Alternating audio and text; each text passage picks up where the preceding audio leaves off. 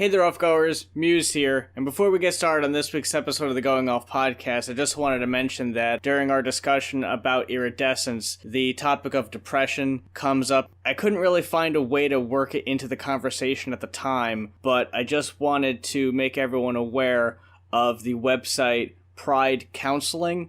As you could probably assume from the name Pride Counseling, they do specialize in folks of the LGBTQ community, because as the website says, they've noticed that individuals in the community suffer from mental health issues at a disproportionately high rate. Their services aren't limited to queer folks. Overall, they believe that healthcare should be accessible and affordable to everyone. And as also mentioned on the website, while face-to-face counseling can cost $150 to $250 for a single session, the cost of counseling through Pride Counseling ranges from only $35 to $80 per week for unlimited access to your counselor. And while it isn't face-to-face, they do offer counseling through chat, text messages, over the phone, and video counseling. After a very in-depth questionnaire, you are matched with a counselor in your area. I went ahead and took the questionnaire myself just to get to know more about this, and yeah, it really does get to know you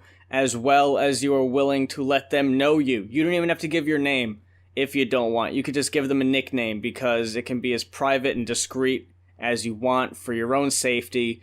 And while I'm not an expert on counseling or any of this, from what I've seen, this organization is on the level, and I support them. So if at any point during this episode, or ever really, you think you might need some help in any degree, check out Pride Counseling. It might be for you. I never meant to give you mushrooms, girl. I never meant to bring you to my world. But now you're sitting in the corner crying because, see, you're allergic to mushrooms and not because they're psychedelic mushrooms that are sending you on a fucked up trip. It's the Going On Podcast with Rap Critic and Muse. We've got a special guest with us today, left in London. Yo, holla at the people one more time. One more time. This is my first time hollering at people, so, like... You've never hollered at people before? Wait, I thought you were on the show before. Yeah, I mean, I've never hollered. Oh, excuse me, this fucking pedantic. I've only talked at a moderate pace. Yeah, exactly. I mean, I can't holler. Respectable volume. So, backstory on why I've been on the show twice. I was originally supposed to come on the show for Puppy when that was still, like, a thing. And it messed up, like, the whole Amir situation went out of hand. So I was like, how about I just come on the show for You're the Snitch, because I'm a huge fan of Death Grips.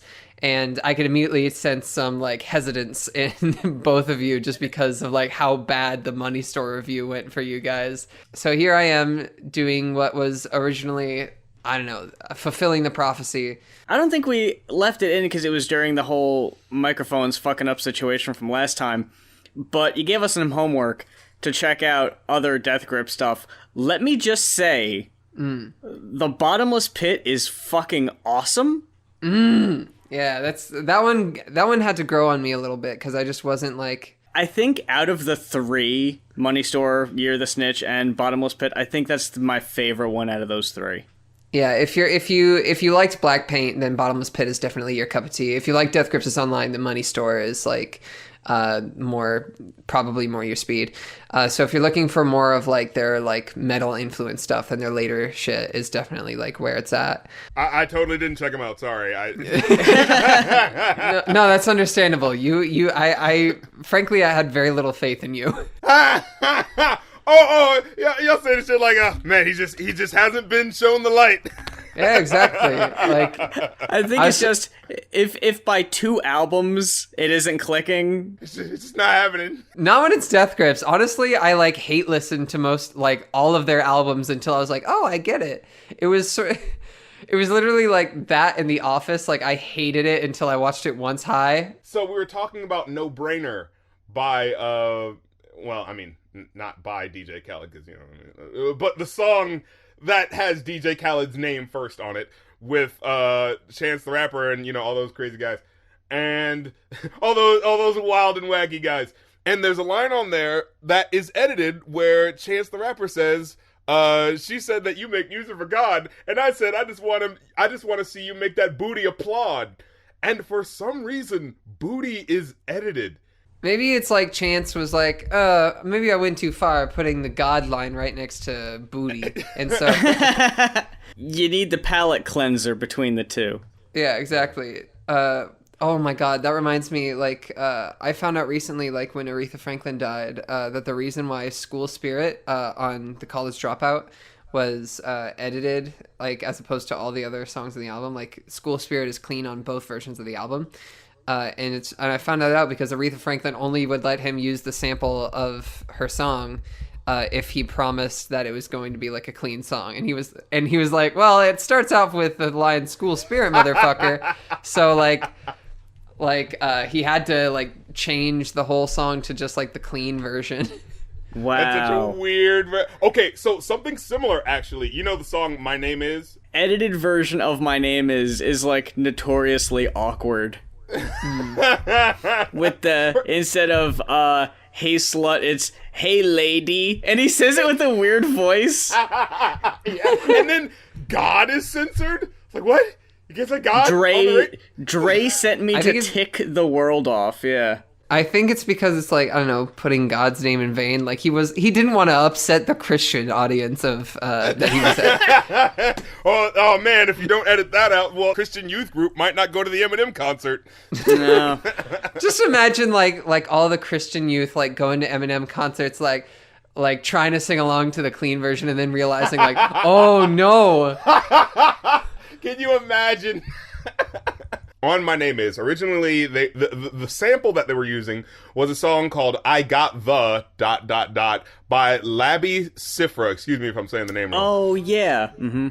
And as revealed in the sleeve notes of the remastered CD of the Source album, Remember My Song, Siffre, who is openly gay, stated, "Attacking two of the usual scapegoats, women and gays, is lazy writing. If you want to do battle, attack the aggressors, not the victims." Eminem made lyric changes, and Siffre cleared the sample. So, I love how, like, even at the beginning of Eminem's career, there's, like, flags say, like, hey, maybe don't say hateful things against gay people and women for no fucking reason. You know? That's cold. I respect that. Like, wholeheartedly. Anybody who's like, no, I won't let you have the sample unless if you, like, change the song to be, like, I don't know, more socially conscious, like, that's respectful as hell. See, that's at least a good reason, right? Yeah, as opposed to like, I don't know. Aretha Franklin needs to calm down with like not having swears in her songs. People cussing music now, you know that, right? Like, it's not the 70s anymore. Yeah. I wonder, do you think if it was Kanye from 2018, if he would have obliged, or if he just would have been like, screw it? Because I imagine like something kind of changed, like when you're spending all that much money on the... And also, he's got money now, so he's not going to give a fuck. Back to My Name Is, actually. It was weird because I happened to be thinking of this earlier today. It just randomly came up, but I remember watching this video where somebody reversed the chorus of My Name Is, like in like Ableton or whatever. And it sounds like he's saying, yeah, it's Slim, it's Eminem, it's Eminem. And it's the weirdest shit because it like sounds exactly like he's saying that. And considering that like the whole like chorus is just my name is, like it's so surreal. No, that couldn't have been on purpose. It can't be. It can't be. Do y'all remember that after 9/11, some 157 so odd songs were banned from radio play? They banned all rage songs for a period. I guess because they were like political. To do that. I think they just wanted to do it. Let's get. They were just looking for an excuse. Exactly. It's like, it's not patriotic. Get your ass off the radio. Like the ones that get me the most are almost every song that references planes. Oh yeah, I remember that was a thing for a while. Like American Pie, because that has a plane crash in it. Benny and the Jets was one. Foo Fighters Learn to Fly. Wow. Dr. My Eyes was one. That's not even about plane flying. Learn to Fly. Do you remember the Biggie Smalls song where he says, "Soon to get paid, blow up like the World Trade"? That's still censored to this day, even though he's talking about the 90s one. Yeah. Wow. Yeah, they censored it in like when Jay-Z had that one song where he sampled that verse, like it's just straight up like blacks out at that point where it's like blow up like the Like you forgot what he was talking about. Oh shit! Wait. What's a thing that's blown up in the past, huh? Maybe something that people might know about. Immediate recognition. Another one. Another one. I want that to be DJ Khaled's thing from now on. He says another one, but he has something in his mouth.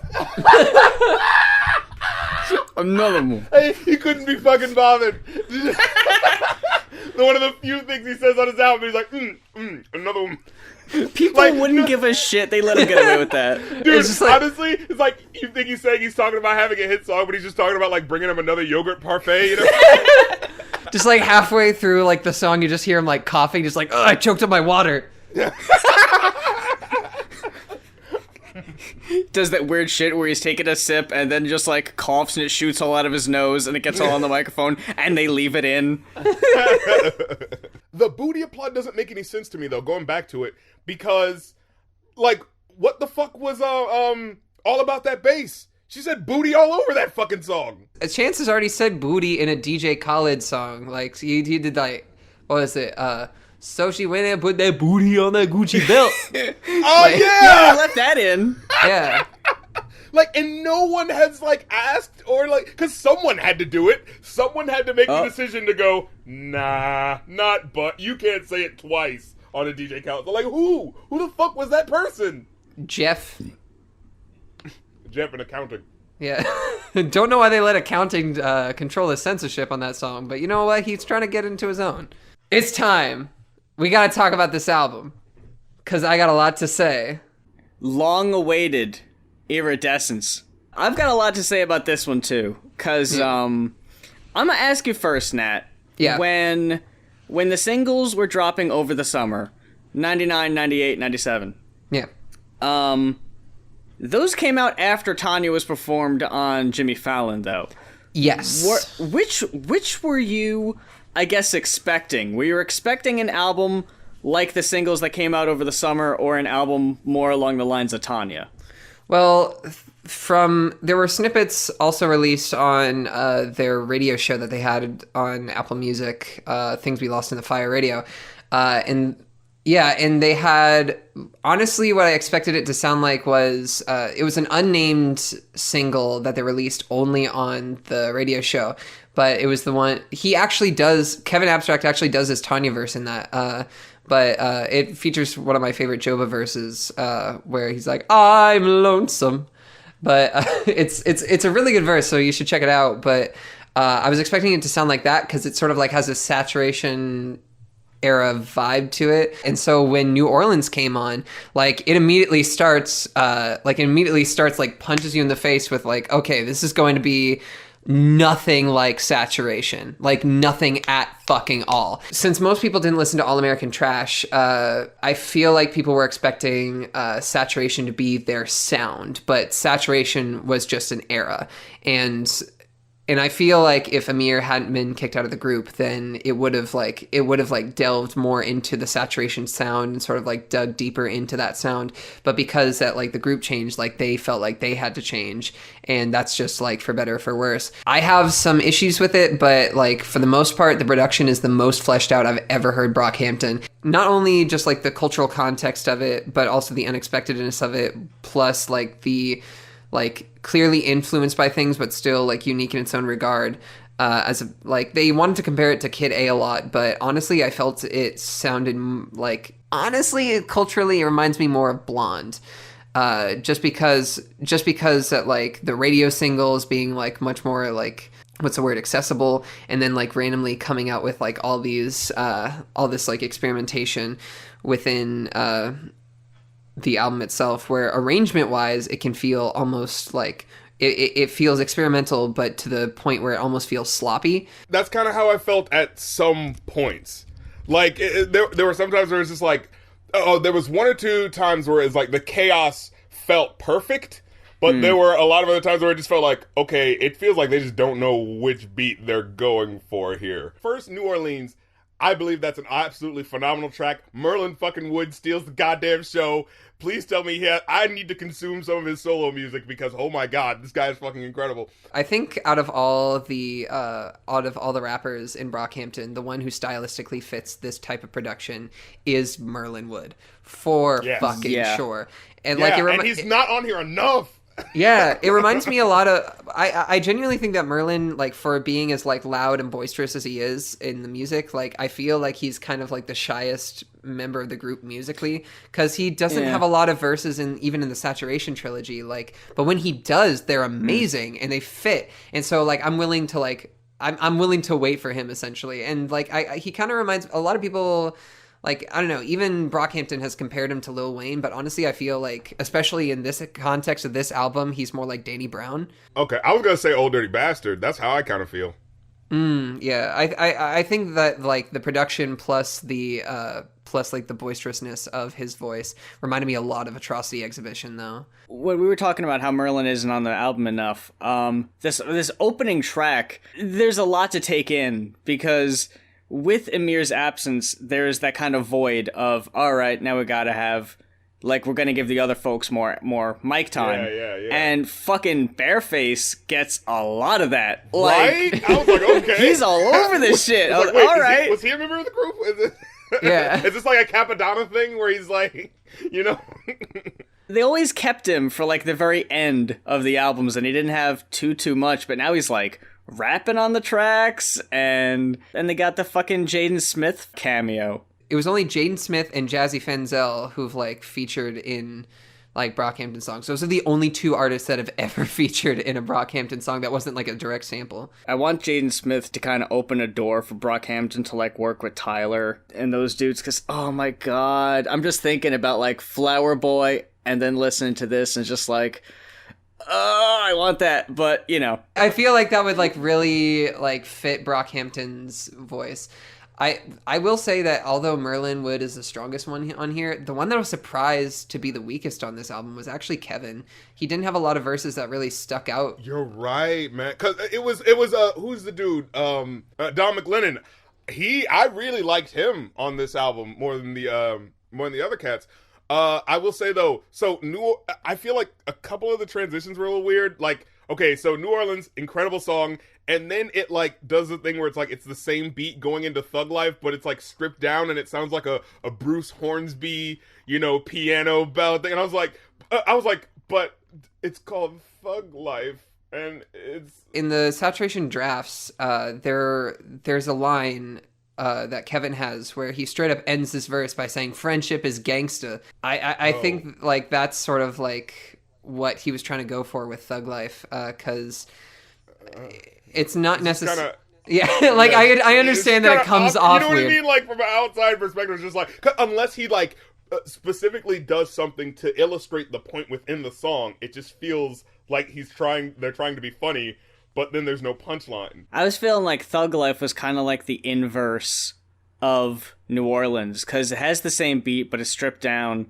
And instead of like the bravado and just kind of like sticking out your chest bit, it's like just them more vulnerable. And it's like, it's almost just like the flip side of the song you just heard. That's what I got out of it personally. Yeah, because Bareface's verse repeats in Thug Life. The one that he has in New Orleans repeats in Thug Life.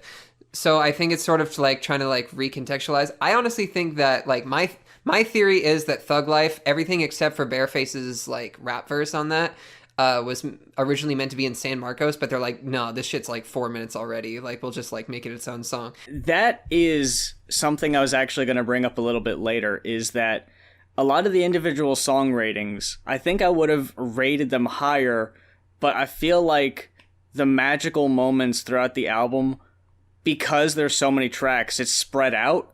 So like if they were kind of layered on top of each other, like when I was listening to the album the second time, I was misremembering how some of the songs went, and a song would start and I go, oh, this is the one with that awesome ending. And I'm like, oh, that's not on this one? Oh, that's later? Oh, yeah. Okay. So the song's still good, but man, I thought this was like that awesome intro, awesome outro, but they kind of spread them out, which is smart, but I don't know, like I feel like when I was listening to Wait, I was remembering Wait having the outro of San Marcos, then I was like, oh no, wait, that comes way later. Never mind. You know, there are a couple of beats where they kind of like not repeat the exact same beat, but repeat like the heavy violin sort of going all around sort of thing. Yeah, that's true. Yeah. And it's like there's one track where it really works, and one where it just feels like, I think it's because it smashes right after this really high energy track, and then it's just like these violins, and it just feels like out of nowhere, you're just like, okay, now we're gonna make you feel emotions, and it's just like, oh, okay, hold on, we just got through with this. Like, can we at least like let the track fade out or just something? You know what I mean? I think you're talking about Wait after Where the Cash At, probably. Oh, yep, that was it, dude. Oh, Where the Cash At? I fucking Where love that the shit. Cash At was so fucking good. Yo, I can't even fucking front on that. And then something about him, you know, that's weird. It's like Merlin Wood interrupts the album, because something about him is this really light, pretty track, and then with a cast, and then it's just like, back to your regularly scheduled program.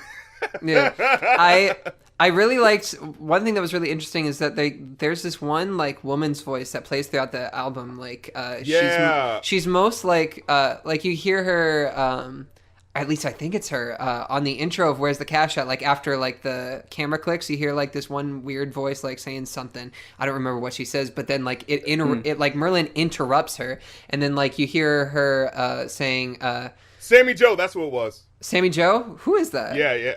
I couldn't find out anything about her. Yeah. I tried looking it up too. Yeah, I don't even know how they got that information, like on Genius. Yeah. Yeah, like... But something about him actually reminded me a lot of like Animal Crossing. Like, What? Oh shit. It reminds me of like a KK Slider song or something like that. Man, I'm gonna have to re-listen to I that. thought you I meant didn't the video get that. game. No, I did. Yeah, it's from the game. Yeah. Yeah, KK Slider's Oh. a character from Animal Crossing. He's the dog that plays guitar. I thought you were talking about... Wait, isn't there an actual group called, like... What the fuck It's am I like thinking Animal about? Collective. Yeah, you think of Animal Collective. Jesus. See, what's funnier to me than the Where the Cash At after Something About Him is Something About Him after Berlin, especially because of how like almost unbearably loud the beat gets by the end of that song. And then it just like, now we're shifting gears, going to a sweet tribute to Kevin's boyfriend out of nowhere. It's like, okay. Yeah. I felt like I needed that after Berlin, though, because, like, all right, this is almost becoming too much. I need to sit down. Oh, yeah, where the bass was, like, really, like, blared out. Like, it was just, like, and it was a nice touch, but, the way they kept, like, pushing it near the end, it's like, all right, guys, stop it. I loved that. I knew you'd feel some type of way about that. What did you guys think about Loophole? I loved that little interlude. I loved it. Getting someone who, you know, sampling an interview with fucking Cameron, like, you wouldn't expect that, but it totally fits as something that's, you know, supposed to be expressing how probably every artist coming up feels. You know, It's just like, we just want to make fucking music. We don't care about money, like, you know, and that's so true, man. You just want to be out there and do the thing that you love. But as time goes on, you realize and you get older, it's like, oh, okay, I gotta fucking, you know, figure out who my friends are and shit like that, you know? And we haven't talked about something about him. I feel like we've mentioned the title. We haven't actually talked about it. I absolutely, like, that was a beautiful track, man. And I love how they put the little dinging, what's that Indian, I think it's an Indian instrument. You know, you hear it on, what's sitar? that song? Is it sitar? Oh, yeah. It's not a sitar though. Like, it sounds like a sitar, but it's genuinely just like it's just one. No, it's a Japanese instrument. It's the is it with the Z, the zhang or something like that? Something like that. I don't want to say it because I don't want to like fuck it up. Yeah. which is why I left you to say it. But But you fall in that hole. It was what was it? You know that song "Killing Me Softly." You know that's sitar. That's sitar. Yeah. Oh, okay. Yeah. So, but it's not the same thing. One thing that I did really like about that was like the weird distorted like I love you thing in that. Like I weirdly liked that. I love it. Yeah. Like it was creepy but endearing, you know? Like a porcelain doll. Okay, I gotta say one thing though. I loved Wait, right? Right. Incredible song. Dom's verse is so emotional. Like that's probably like one of my favorite verses on like his verse on Wait and Joba's verse on Jover, like and Kevin's hook on Fabric. Those are probably like my 3 favorite like vocal moments on the album. Oh, and Where's the Cash At? Of course, Where the Cash At. Oh yeah, and then District I also loved as well. This is a song where I like the chaos, especially at the end when you're just hearing like the they do a couple of things on this album where it's just like cutting through different samples and it's just like creating this soundscape of this emotion, and I feel like it totally works on this track, where you hear the chaos of just like the sort of nostalgia that they're doing in here, where he talks about like I miss you lots when we hang across the parking lots and da-da-da, and it's just like, I don't know, you just feel the moment. And then when he says, praise God, hallelujah, I'm still depressed. Oh, I love that. The way Joba delivers like half of his lyrics on this are like the most like impassioned, perfectly like half comedic, half like still like really like a lot of people compared his shit to like early Eminem, and like I feel that, like, except that it's not homophobic, so I like it. It's great. Yeah. Like, oh, I loved, like, speaking of Joba's delivery, there's this one part in New Orleans. He ends his verse where it's like, maybe you should find yourself, like that part. I loved his delivery on that so goddamn much. Like, Joba like kills it on this album. I feel like him and Dom and Merlin are shining more on this album than they ever have on the Saturation albums, and I think it is because Kevin is kind of taking more of like a back seat.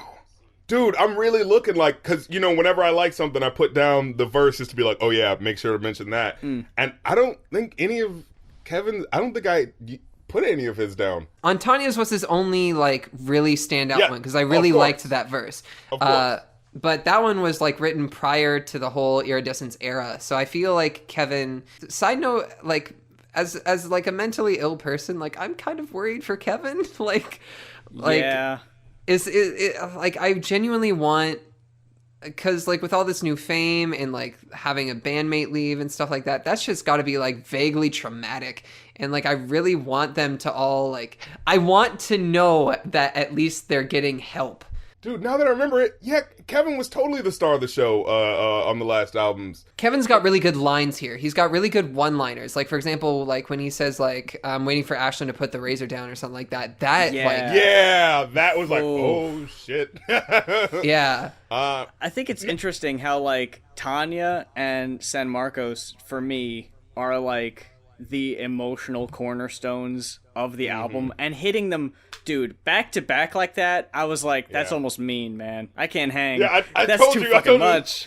And then Fabric after that, like all of those 3 things are like such like an intense like feelings trip, and all of those tracks are the 3 longest tracks on the album. It is straight up like 13 minutes of just emotion, and then it ends with that weird like really trippy beat, and then like you hear Merlin just say like, these are the best years of our lives, motherfucker, and like then you're like, what the fuck is happening? I mean, I like Merlin, but I didn't like where it was just like boom boom boom boom, and you just hear what sounds like a child singing over the track. It's just like, oh, where it's just like the boom boom boom, you can understand why I gotta get up and shout. That, oh, I love that. It's one of those beats where it's like, it worked fine the way it was, but then when they doubled the time, like the BPM is just slightly too fast for it to work for me, in my eyes. I liked that. I think the drum sample was the only thing that was off. Like, I think if they changed the drum sample to something more like taiko drums, like then it would have worked so much better. But they didn't, and so it's like the way that it is. But like either way, like Fabric is one of my favorite like tracks. Oh, what did you guys think of the Beyonce sample in Honey? You know what it reminded me of? It reminded me of, because we reviewed this album before, it reminded me of when Arrested Development splurged or fucked up and sampled Prince saying Tennessee when they didn't really have to.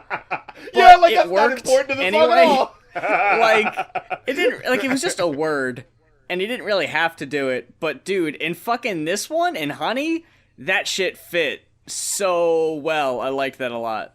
Yeah. Dude, now I'm really thinking about that. Man, that was such a... I mean, respect to speech. We had him on the show, and we love him. He was great. But I'm just really thinking, like, you could have just had yourself say it, like, because I was thinking, I was like, wait, does he use the beat? Is that why? Like, is there a beat? You can't even tell it's Prince saying it. Yeah, because it doesn't even sound like him. I was like, oh my goodness, why would you do that to yourself? But they didn't think they were going to get a hit with that one, so they were just like, fuck it. You know, as we're talking about Kevin parts that stand out, I'm realizing, I forget who it was, Billboard or someone ran a whole article about his verse and weight. I don't know, man, but like for me personally, hearing him talk about dealing with being gay in other songs in the past were more impactful than him just saying, she took a bra off and my dick got soft, I'm screaming in a pillowcase. Like, why do you always rap about being gay? Because not enough rappers rap and be gay. Like, all that shit in the past of, like, just putting it in your face for me was, like, that's empowering, that's powerful, that's really impactful. But people, I guess maybe because this album is getting, like, way more mainstream attention that people are just now paying attention to it, and they're like, wow, how brave. Like, where the fuck have you been? It should be that, like, I am fucking gay and I'm putting that shit right in your fucking face. Because that's how it, that's how it really matters. Not just, oh, he's gay, but, maybe a deep album cut about. It's like, no, it needs to be, fuck your expectations of what hip-hop should be. This is what I want my hip-hop to be. It's like, I love that shit. And that's why I feel like a song, the Something About Him was definitely a dope track. Even though, I don't think he really rapped on that one. Did he? I think that was He's just kind of singing right? on it, yeah. Oh my god, can I mention another favorite part of because I know that we've kind of not necessarily trashed Kevin, but we've certainly not been singing his we haven't been necessarily singing his praises. The other guys have been stepping it up, that's all. Yeah. But one thing that I really liked, it was such a small moment, but at the end of District where you just hear him say, "That's all I got for you." That for some reason made me profoundly sad and a high-pitched Kevin going "That's all I got for you," really kind of strained a little bit, and it's just Kevin, you got more. Give me a hug, man. Give me a hug. Yeah. Well, I want to talk about Honey and the fact that I'm gonna diss it and then compliment it. Cool. Merlin is fucking underused as shit in this song. What the hell? Honey? Yeah, he starts off saying, I could have been homeless, and it's like, oh yeah, here's my boy, and then he just kind of repeats it, and then before I had to go, I had a course, and then it just cuts to the next guy, and now, my boy, Dom McLennan had a dope verse. He was like, my people stay dry snitching whenever they touch the mic. That's what happens when a therapist isn't somewhere in sight. I love that shit. I didn't even notice that line. Holy shit. That was a dope fucking line. It's motherfuckers, I think motherfuckers just need someone to talk to because y'all just... Yeah. Y'all giving away all your shit right now, bro. I will say that one thing that was really fucking cool to me was that they released that music video hours before I went into surgery, and so I was okay, I might be late for my surgery, but I'm going to listen to this fucking song just in case. And so I put my headphones on. My girlfriend was in the other room, and I was just like, hey, I'm going to listen to the new Brockhampton song. Is that cool? And she's like, yeah, sure. It's right before your surgery, but go ahead. And I listened to it, and my mouth was just dropped the whole time. I think one thing that was really interesting, the perfect thing about starting with Matt's verse is that Matt's verse wasn't anything special, but it perfectly introduces you to what the beat is going to be like. And then Joba's chorus comes in, and then Joba's verse comes in, and immediately once he said the line, till a casket drops, I will play God, I was like, oh my God, this sounds like a Death Grip song, and I hate admitting that, but it just straight up does. I think for me, with the saturation shit, I think it reminded me of that up until Merlin's part. Excuse me!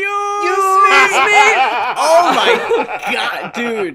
That song goes so fucking hard. It's insane. I love that one. I felt going back to Honey. So, the outro, the ending, it was...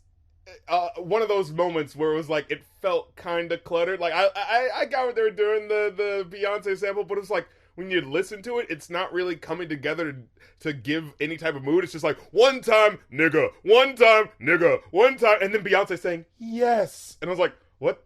I think it's just because it, like, I don't know, the combination of, like, Beyonce with anything, frankly, but, like, especially...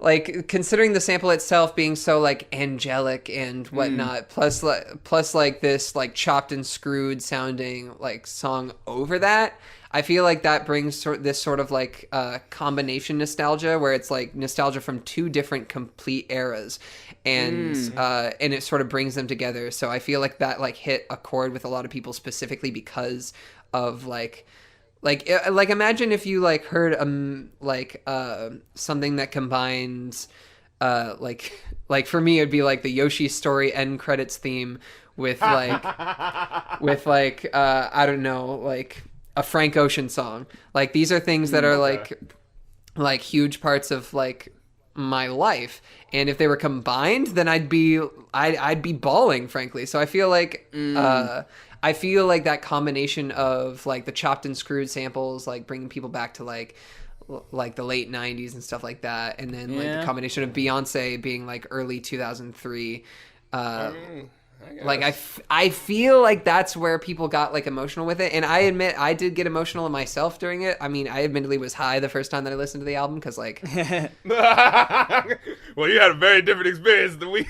Yeah, I was actually with a Tinder date the whole time. It was great. If I were to ask you what all of these songs were about, would you be able to really tell me? More so on this album than Saturation, yeah. Okay. Yeah, I think yeah. a lot of the songs on here are dealing with like the fame and the sudden like. Yes. Especially like the whole Amir thing is dealt with kind of more explicitly than most of the issues. Like they just kind of fucking put that out there. Yeah, the account should have been deleted. I don't care how everyone else is feeling to the fucking take on it. Like all that shit was like, whoa, okay. Shit was more abstract, I think, on Saturation, but shit is really cut and dry. I think shit is way more cut and dry on this album than it have been in the past. So going back to San Marco, I absolutely love Joba's first verse. His verse where he says, "Suicidal thoughts, but I won't do it. Take that how you want. It's important, I admit it. I'm afraid of commitment. Don't know how to fix it. Maybe codependent. Can't tell the difference." That was an incredible, like I said, like emotional, revealing moment. Like, does he feel like he feels like a coward for not being committed in general, but also to like, I'm a pussy for not, Like, I've definitely heard people like straight up like in cries for help say like I'm not like, I'm too much of a coward to do it. And like, that's so like that when that line came on, it really like hit home for me. I actually was able to like have the privilege of like talking to Joba like outside of a concert venue once. I talked to Joba and Bareface, and Bareface is like the only male crush that I have as a lesbian. And so I was really nervous, and I was like, "Hey, I've had sex to your music," and he was like, "Cool." But like I was so fucking nervous, I didn't know what else to say. And then like with Joba I was like, okay, I have a second chance, I gotta say some shit. And I was like, hey, with Joba I was like, hey, just so you know, like I relate heavily to your Sister Nation verse, and like that shit like made me cry, and like I really want you to like keep on like talking about mental health through your music, because that helps people. And he was like, hey, thank you a lot, like that's definitely like a thing that I intend on doing. And so like hearing this album, like him talking way more about his mental health, and like I feel like Saturation was more based on like interpersonal relationships, whereas Iridescence is more on self-reflection. And I think that like that's mainly because of Amir's absence. Also, as a side note, speaking of Amir, I don't think that he would have fit on this album at all. No, absolutely not. I've heard a lot of negative opinions about Iridescence. I feel like people would have been more prepared for it if like they released like this EP of like the 1997 through 99 tracks, and like that plus Don't Get Famous, the demos that they released on Things We Lost in the Fire, et cetera, as like a sellable EP to like hype up the album itself. But they didn't do that, and so they left a lot of fans wanting like a proper like send off to the Saturation era, which they feel like they didn't really get, especially considering that the Saturation like albums end with a loop to the beginning of the first album. So I feel like we didn't really get a proper closure to the Saturation era or to the Team Effort Puppy era. And so I feel like that's where a lot of people are finding this album hard to listen to. I feel like this makes a great... Okay, so the way that I see it is Saturation 1, 2, and 3 are 3 separate albums, but like a lot of people view that as one cohesive project. And so where people were disappointed is that Iridescence makes perfect sense as a 4th album in somebody's like, well, as a 5th album, including All American Trash, as a 5th album in their discography, it makes sense. But as a 3rd album in their discography, it completely takes people out of left field. So a lot of people are still seeing Saturation as like one cohesive project as opposed to 3 separate albums. So what are the specific like aesthetic things that they have that they take issue with? Lack of hooks for sure, because like Brockhampton was for sure like a hook based thing. You know what? You're right. Yeah, they do. There's a lot of more freeform tracks here. In fact, again on San Marco, where the choir comes in at the end, that kind of feels like it should be like the chorus. Like this is the thing that they come back to each verse from, you know? But it's only at the end there. I feel like if they had each member, like if they had like one member say like the I want more out of life than this at one point just by themselves after their verse, and then they went like kept on going with the song and then the chorus came in, that would have been way more effective. Yeah.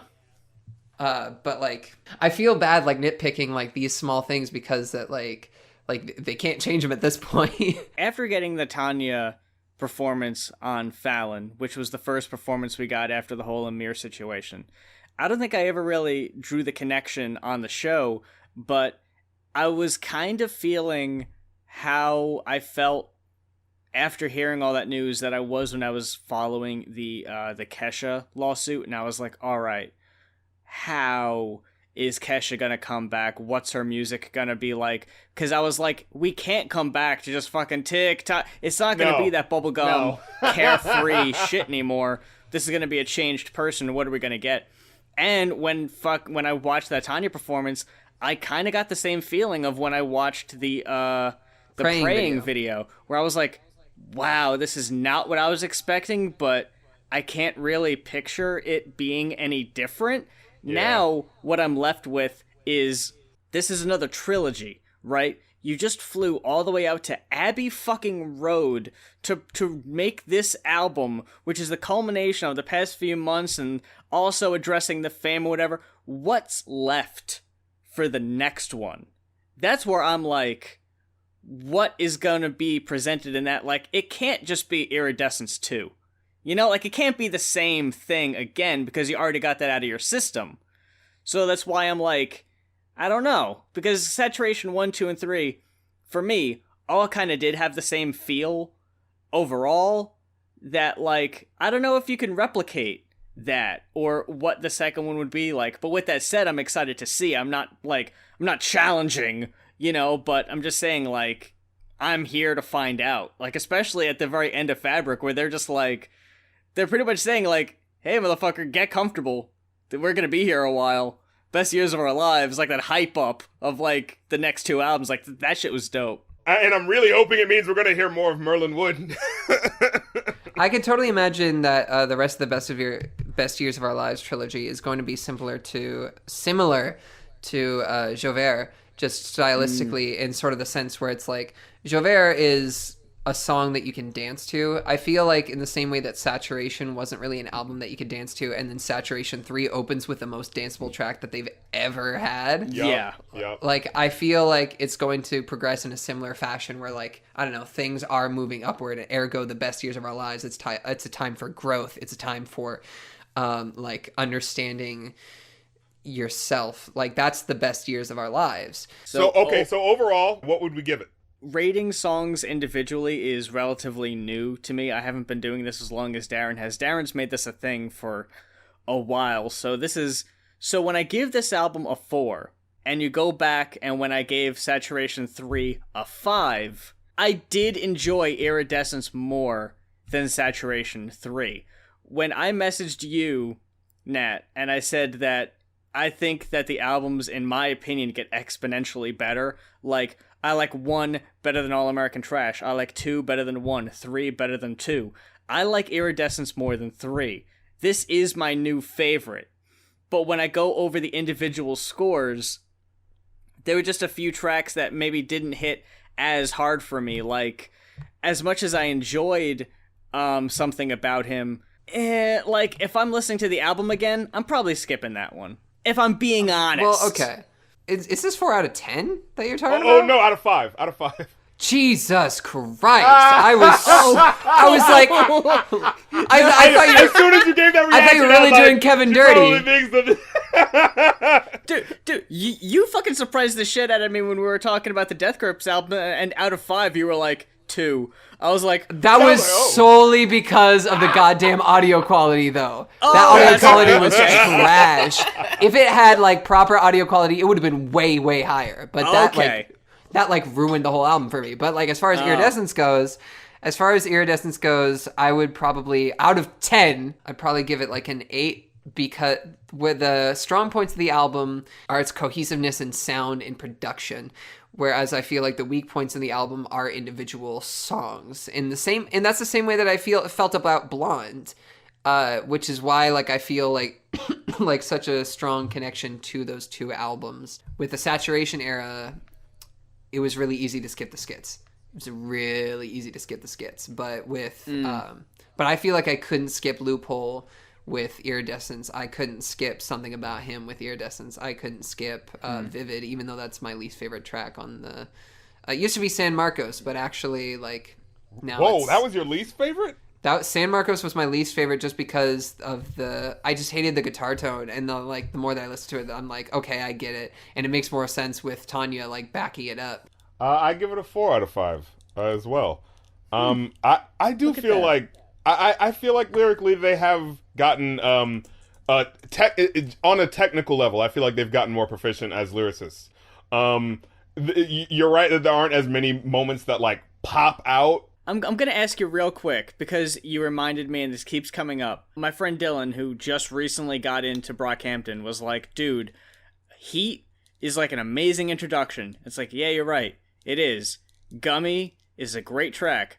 Boogie, great track. Was New Orleans as hard of a hitting intro track as the albums during the Saturation era? You're right. Nah, not as hard hitting. Well, because the album functions differently than the Saturation era. I feel like releasing Jauvert as a single like they did, like with the music video, that made sense because with the singles that they released before, they released the first track as the singles and then kept on releasing like the tracks after that. But this is like the first time that they've really like changed that. And so I feel like with New Orleans, its functionality in the album isn't to, like when like you turn on the shower and you put your hand in, it's like, oh, it's too cold, and then you like wait until it gets hot. I feel like it sort of functions in the same way. Not to say that New Orleans isn't like a fucking great track, but I feel like it's meant to warm you up to how different the album is going to sound from there. What do you want to hear from the next album in the trilogy? Dude, you know me. I want to hear more Merlin Wood, man. I got it.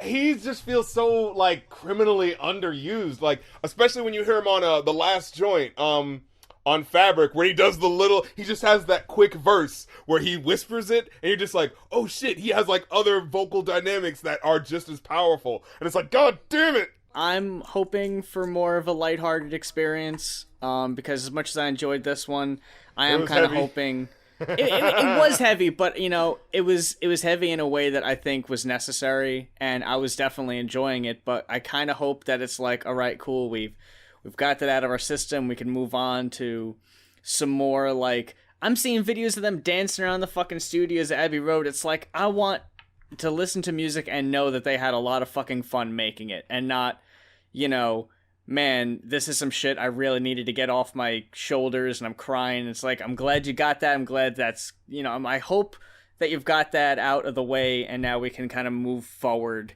and move to like more, I don't want to say poppy shit, but I don't know, man. I like poppy shit. So I think that is about it. Nat, thank you so much for this less technical difficulties experience this second go around. That this went a whole hell of a lot better, and definitely want to keep in touch and have you on again in the near future. Do you have anything to plug or promote before we split? You there? I knew it. Oh no! I Not knew like it. this. She Not hadn't like said this. anything in a minute. I was like, We were just going like, you're an Oh, incredible no. person. You know, we value you, and we hope that we can Oh. do this again with no issue. Oh, God fucking damn it. her phone battery died. Oh no! Son of bitch. Well, you know what? We got to the end. We got to Yeah. the end. Oh man. Well, you know what? I'm just gonna go ahead and do it for. She has the EP available on Bandcamp. Check that out. Throw some money her way. She's super talented. Check out her videos on Super Deluxe, on their Instagram, and on their Twitter. I know she posts videos on her Tumblr also, but it's probably just easier to check them out on Instagram. Big thanks to Left at London. We'll definitely have to have her on again in the future. Hopefully for the next Brockhampton album. I guess we'll just have to see how it goes. So the next album we have, going right from that emotionally charged album. Whoa!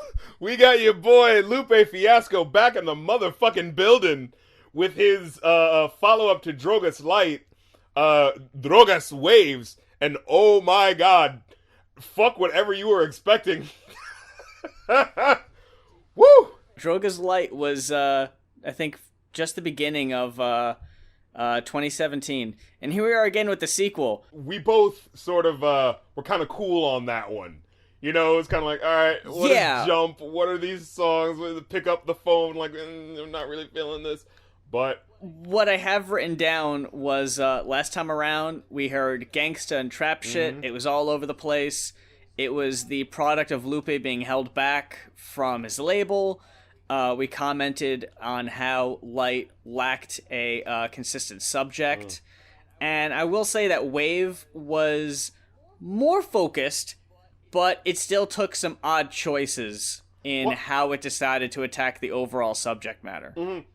Lupe, in general, has a thing of like, oh my god, he has this incredible idea, but he doesn't really, like, give it to you over the course of an album, even though the name of the album is like, this is totally gonna be about this. And he does that here, too, because if this is the Drogas trilogy, which is Spanish for drugs, you talk about drugs in Light. Waves is barely about drugs, but what it does is, after this intro track where it's like this spoken word, which is a poem that accompanied a painting of a slave ship and an approaching storm, and just kind of how they dealt with lightening the load of just dumping dying slaves overboard, and you're like, wow, okay, guess that's what this is about. And the next track is, you got a Spanish DJ introducing Lupe, who raps a very short, vague song about drugs, and it's over before it starts, and you're like, what about the slave ships? It's like, Did you that wasn't what I was expecting. did you like almost forget that, oh shit, this is the Drogas trilogy, maybe I should talk about drugs for a second? Alright, cool, now that I got that out of the way, now back to what I did want to talk about. Like, I don't know, man. Like, well, actually, I'm just gonna go ahead and say this album is way too long, and some of these songs you could have done without. Nah, especially if you're trying to get. Man, we're gonna have to go at it now. Cause yo, dude, I'm gonna go ahead and say this. And I don't care about the fucking flame I'm gonna get. I just don't dig Lupe that much. And when I say that, I like his flow. I like his rapping. I like his lyrics. Something about his shit I could just never get into. Really? And that's on me. Wow. I don't know what that is. I'm just always like, I don't know, man. Like, I think it was sometime around Slave Ship and how I thought that was the most pretentious bullshit. Whoa. Okay. Time out. Because when I heard that track, I fucking loved it. Let the fans know what that is. Okay, so basically, the album is, it's kind of like going back and forth, like you said, between being about drugs and being about this story of, like, black people who survived a crash from the slave ships and live underwater and are saving other slaves from enslavement in America by destroying the ships. And, like, you know, black people gained a magical power, and instead of dying when they you know, reached the water and were thrown over, they were, like, able to breathe, and they were able to walk on water and do all this incredible stuff. And it's just like, holy shit, this is like as I listen to this album, it's like a Parliament level type of shit. You know, like that Bio Alpha Disco Beta Bio Aquadula, that album, where it's just like, holy shit, we got this album that's about, like, you know, a black Atlantis, and it's all this cool sort of imagery and stuff like that. Down, I especially love that track, even though, admittedly, the chorus went on for a little while. Like, the way you described it, yeah, that's an amazing concept. That sounds awesome. That doesn't come across in the fucking songs, bro.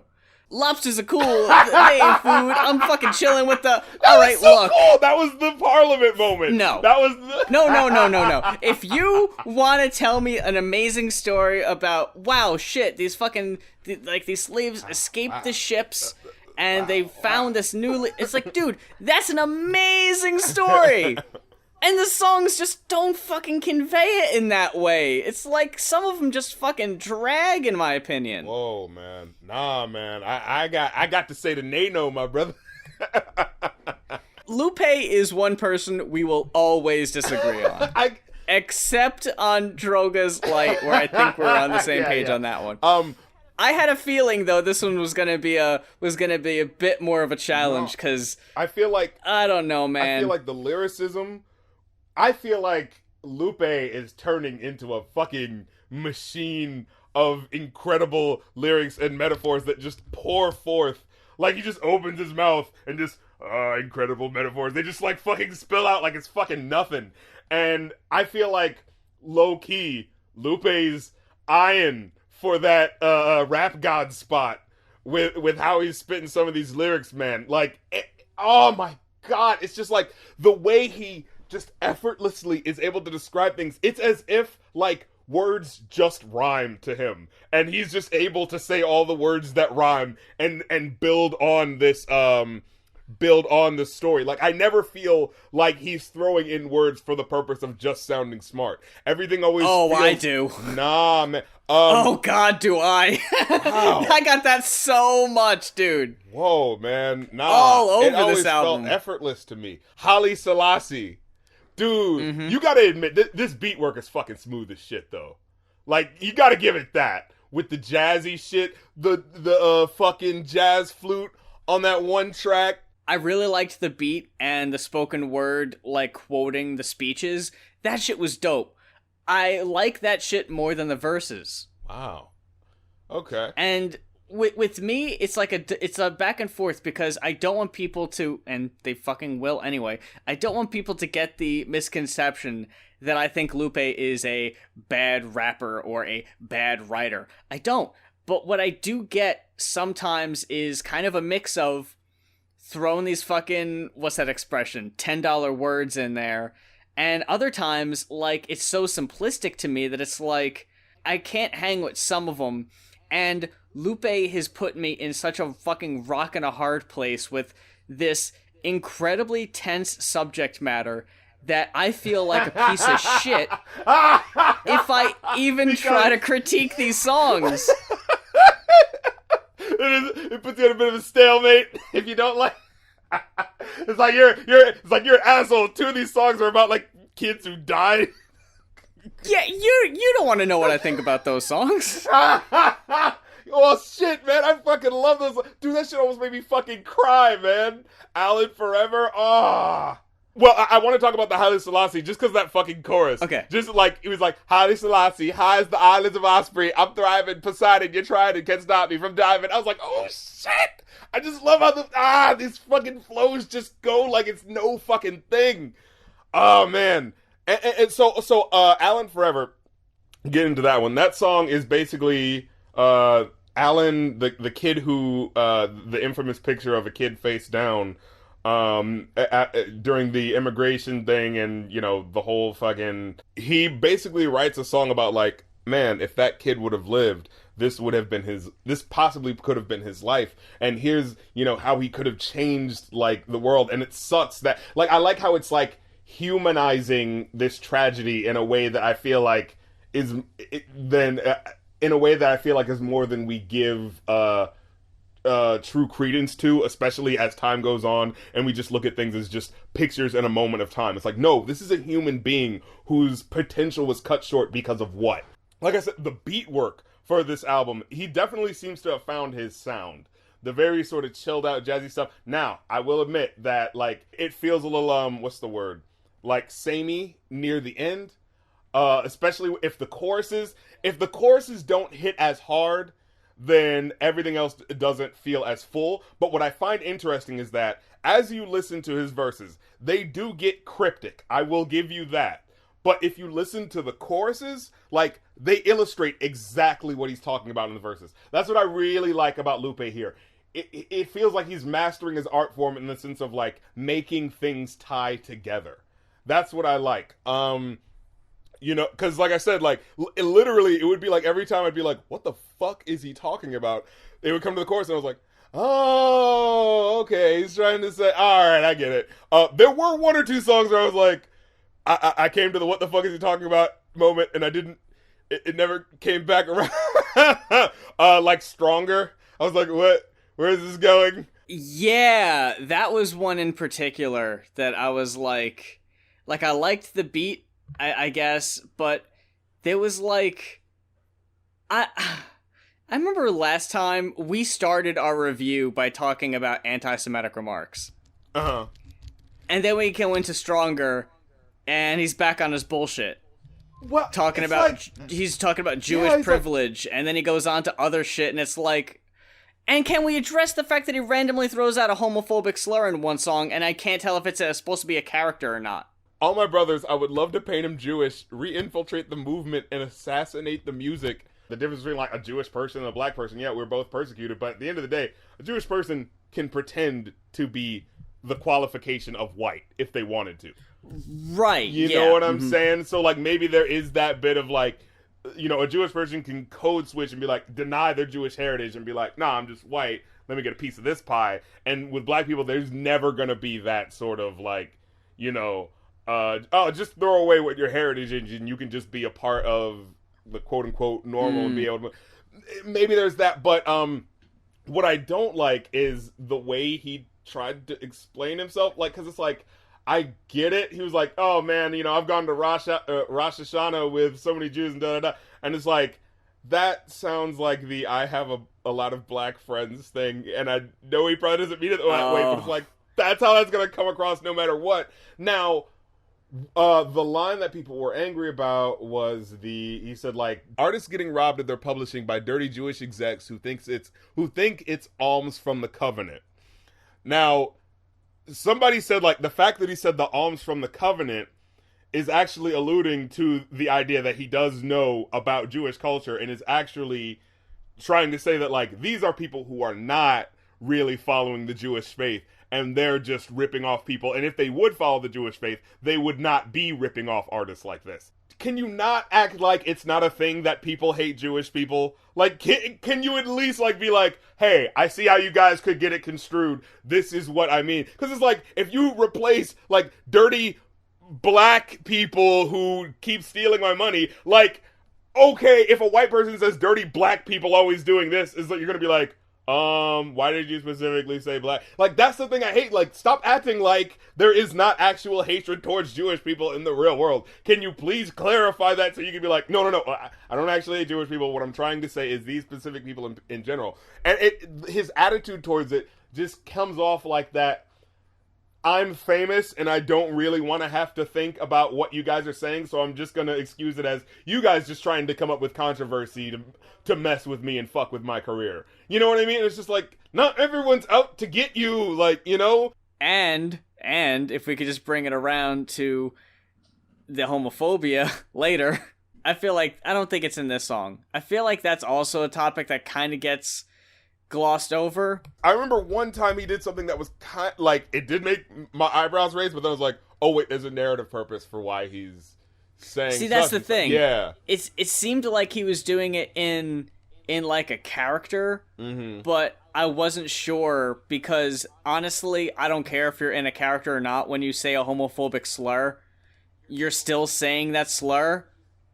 So to me, I don't care if you're being in character or not. You're still saying it. I feel you. And you don't have to. Eminem had enough sense to edit it on his album, but Lupe didn't. But either way, like, he could have just not said. But anyway. Yeah, you didn't have to say that shit. What was the lyric where he says, there's a lyric on Stronger where he goes like, the cleaning lady's crazy. She says she got a demon in the safe, but it's eating through the back and soon it'll be leaving through the gates. The hollerer shouts, who's bright enough to pay a toddler to watch a ghoulish Oxycontin gobbler on Hanukkah? Yeah, What? that's what I was like, what the fuck is that? What the fuck are you talking about, Lupe? Like, I don't know who is bright enough to pay a toddler to watch a ghoulish Oxycontin gobbler on the Hanukkah. I don't know what that means. There's other songs like XO. That was one where the lyrics were really cryptic. I was like, what the fuck is he talking about? But then when you paid attention to the chorus and the fact that it's about, when you figured out, oh, it's about a girl who's doing ecstasy. And the lyrics are describing it. And I was like, oh, and it's like once that made sense, it unlocked the lyricism and was like, oh, now I can enjoy it because this is fucking incredible. And I can hear what he's doing and where he's going with the story. You know what I'm trying to say? These song titles, Sun God Sam and the California Drug Deals. And you know how some people have song titles and you're like, all right, that probably has nothing to do with the actual song, like Brockhampton. No, he says it. Like every song title, you're just like, what the fuck does that mean? It's like, nah, he puts it in context in the actual song. You're like, all right. But when he starts off, he's saying, compose yourself like a self-aware opera, conjurer in the zone like Sonic, the produce made me a sign of the times in time to make profit off the t-shirts. I was like, what the fuck? He says, come here like Pol Pot, you love it over here like a gold watch. And I was like, wait, Pol Pot? What the fuck? And then, of course, I clicked the fucking link and they're like, so Khmer, Khmer, is Pol Pot's nickname. I was like, Khmer like Pol... Oh, god damn it! But the line I'm talking about, and where I'll read this whole thing and it'll make it kind of be like whatever because I can't tell if he's trying to do a character. Yeah. Yeah. Pull Wait, out start game from the strong beginning. like the Waco. Yeah. Pull out game strong like the Waco kid, but also like a lifeguard. Now that don't even make no sense. But since if the swimmers ain't got no rings on, don't be an F word. Let me stab that you who with my ding dong. Fruits of interracials, my banana's bigger than King Kong. And then he goes on to be like... What the fuck was this? Both ways seem wrong, like nobody in China is good at ping pong. Seems wrong, that's evidence, but they shouldn't be passing their genes on. That's racist, but I'ma run with it. What the fuck? What is this song? The hell is this? Like, is he being a... I don't, and again, you know, the chorus doesn't help. Like, when the chorus gives you an idea of what's going on, that's when the songs are really strong. But when it's just like, what the hell was that? Like, when the chorus is the beauty, and then he changes it too, because he goes, beauty is the largest obstacle to obsess diaspora in sonnets. That's still supposed to mean bloods. I'm like, I don't think bloods would agree with this, acronym, bro. You know what I mean? Like, it's just like, what is this trying to say? And then, like you said, yeah, where it does the, what? Let me stab that yoo-hoo with my ding-dong. What's happening? Why? Like, what's happening? It's a lot of, like, did you have tos? It's just, like, it feels like he's trying to say... Okay, so he starts off saying, pull out game strong like the Waco kid, but also like a lifeguard. And the thing is, he says, that don't make no sense, but it actually does to me, because he's talking about, like, pulling out your gun like the Waco kid, like, quick on the draw, yeah. But also pulling people out of the water like a lifeguard. Like, that actually does make sense. But then he goes, like, but since if the swingers ain't got no rings on, don't be him, let me stab that yoo-hoo with my ding-dong.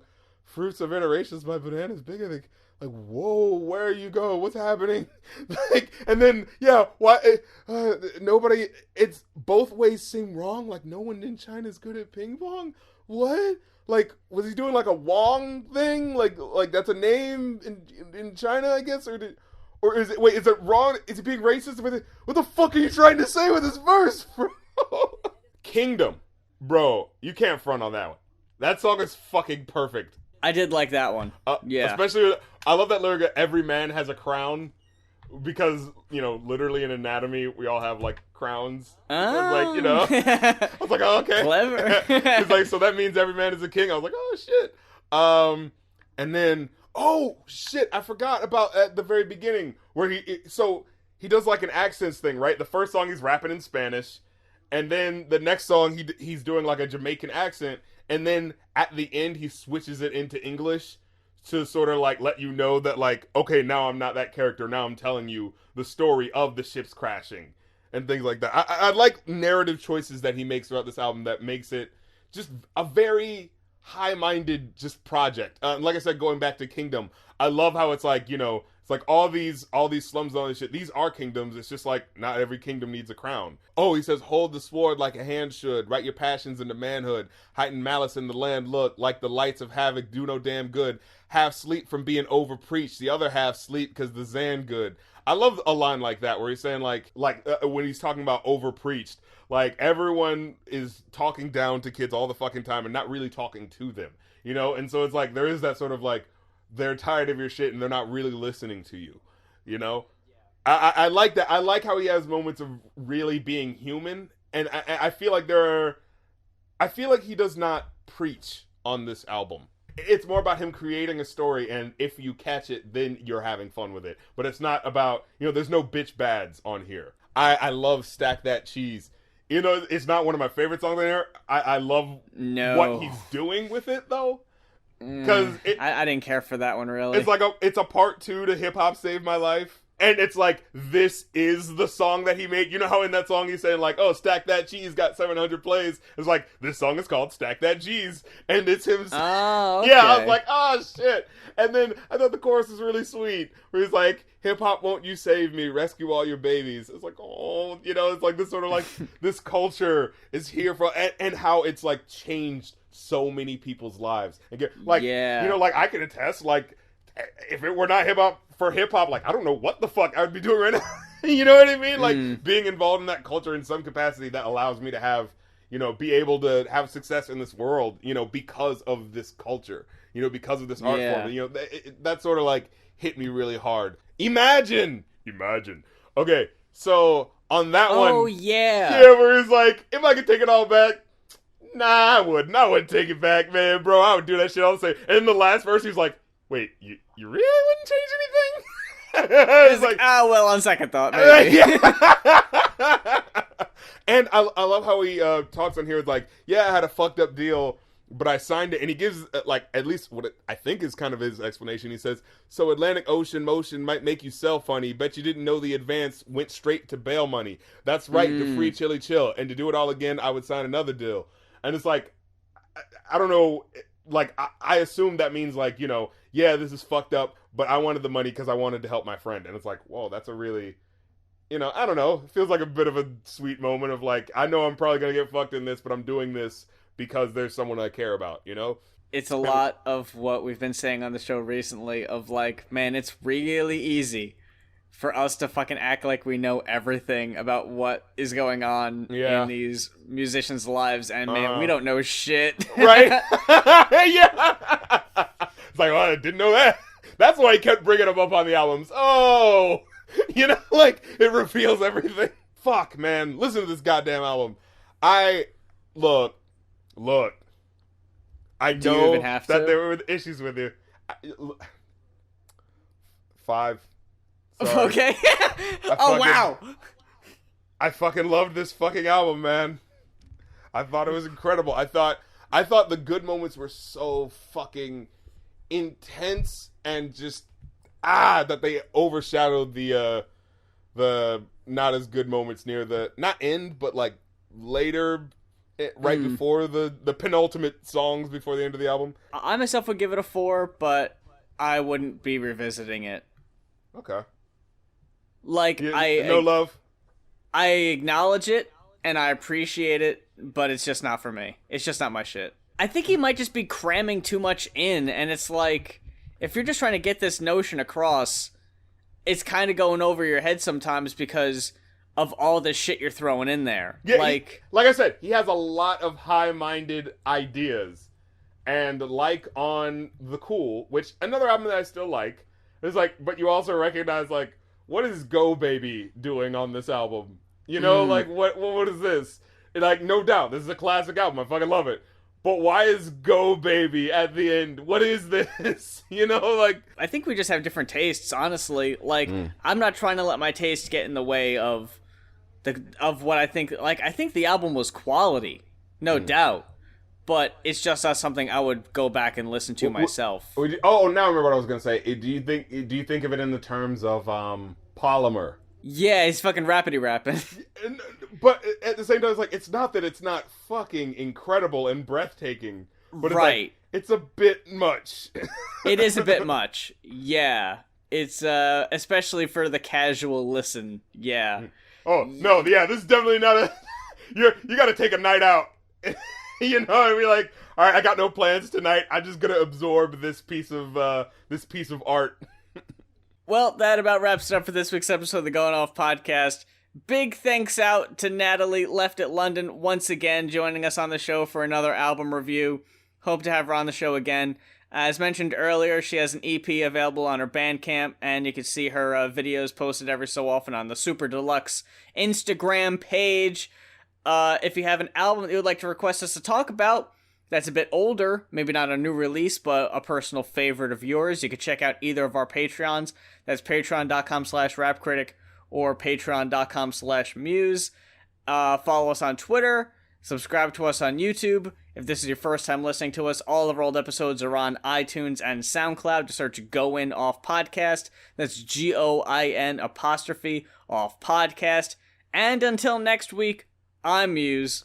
And I'm Rap Critic. Make it rain for the chicks. Dumb it down. Pour champagne on a bitch. Dumb it down. What the fuck is wrong with you? Dumb it down. How can I get on a song with you?